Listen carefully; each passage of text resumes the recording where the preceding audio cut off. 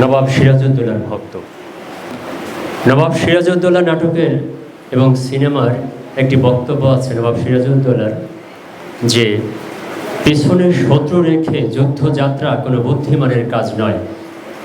আমরা জুলাই পরবর্তী সময়ে শুধু পিছনে না, চতুর্থ পাথর হয়ে উঠত। তোমার দিন ও রাত্রি হতো আয়না ঘর, খুন হতো তোমার ইচ্ছের ভাষা, আর তোমার সমস্ত স্বপ্নগুলো ধাবিত হতো আত্মহত্যার দিকে। চুপচাপ ভাবতো, জুলাই না এলে কি ছিল তোমার স্থান, কি হতো তোমার মর্যাদার মিনার। নৃশংসতার ভয়ানুদরে স্নিগ্ধ হতো তোমার স্বপ্ন, তোমার নাগরিক জবান ডুবে যেত স্বৈরাচারের কাদায়। ঘর থেকেও থাকতো না, বাসা থাকলেও থাকতো না বসতি। নাগরিক তবুও রিফিউজির রুদ্ধতায় কাতর হতে তুমি, মুছে যেত মানবাধিকারের সকল রং।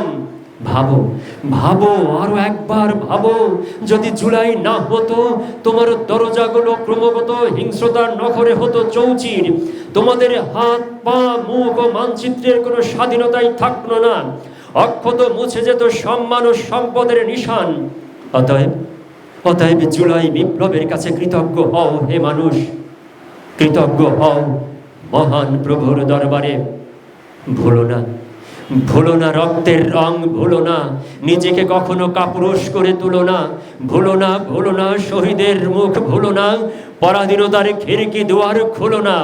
আত্মার সাথে আত্মা মিশিয়ে জুলাই রাখো, সাহসের দেহে জীবনের চিরগন্ধ মাখো।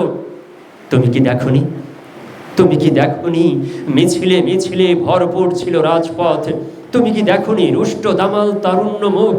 তুমি কি দেখনি মুষ্টিবদ্ধ দ্রোহের আগুন? তুমি কি দেখনি খুনের নেশায় ওরা উন্মাদ বিস্ময়?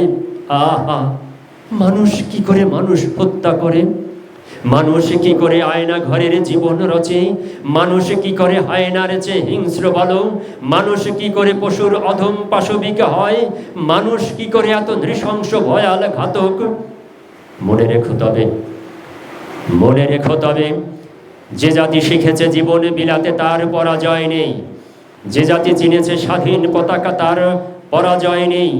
যে জাতি জেনেছে জীবনের দাম তার পরাজয় নেই।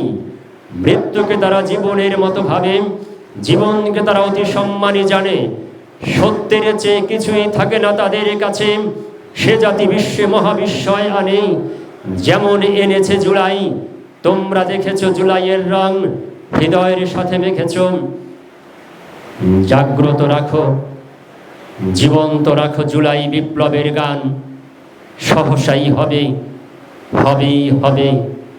রাত্রির অবসান। ধন্যবাদ।